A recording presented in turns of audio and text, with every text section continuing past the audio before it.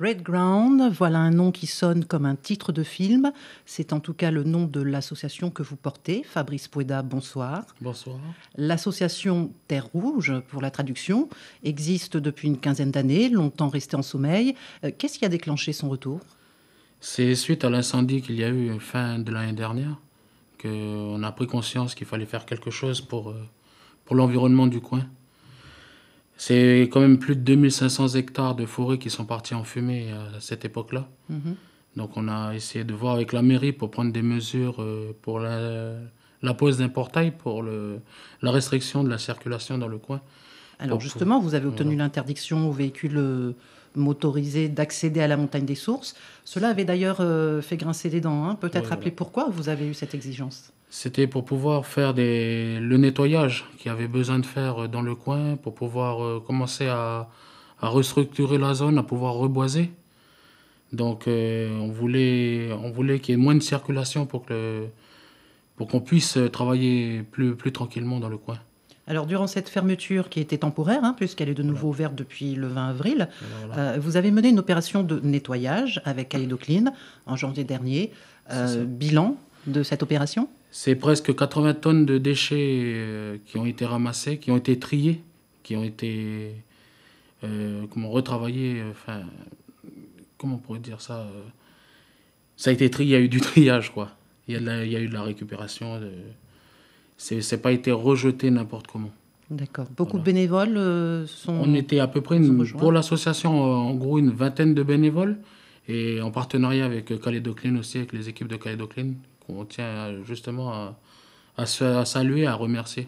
Vous avez travaillé combien de temps Ça s'est déroulé sur 2 semaines. 2 semaines temps plein. Alors, le fervent défenseur environnemental que vous êtes a perçu ce confinement strict de quelle manière ? D'un côté, un peu triste d'être enfermé, mais pour le côté environnemental, heureux que la nature puisse reprendre un peu du souffle, on va dire, et que ce soit sur toute la planète, pas juste sur la Calédonie.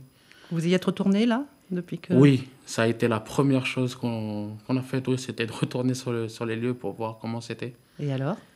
On a eu droit à l'inondation juste après le déconfinement. Oui, c'est vrai. Pour moi, c'est comme un nettoyage, encore en plus. Alors, vous allez en mener d'autres, des opérations. Une opération de reboisement sera prochainement organisée ? Oui, au mois de juin, on n'a pas encore les dates prévues. Enfin, c'est prévu au mois de juin, on n'a pas les dates précises. Mais on invite tout le monde à venir sur notre page Facebook où ça sera diffusé, ces dates-là. D'accord. Et on invite tout le monde à venir reboiser sur le terrain de l'association même. Alors, est-ce qu'il y a d'autres associations qui vont vous accompagner ? On est en partenariat justement avec Calédocline encore. C'est notre tout premier reboisement. Et il y a 1500 arbres à reboiser ce jour-là. On va choisir un jour de week-end pour que ce soit accessible à tout le monde. Et tout le monde sera invité. Tout le monde est invité, du plus petit au plus grand, de 7 à 77 ans. La mairie est attentive, La mairie est avec nous aussi. On travaille en étroite collaboration avec la mairie, bien sûr.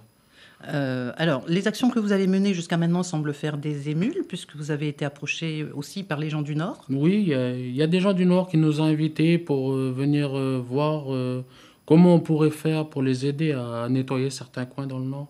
Ça nous fait plaisir de voir que ce qu'on a fait dans notre petit coin a fait des petits, en gros, si on peut dire ça comme ça.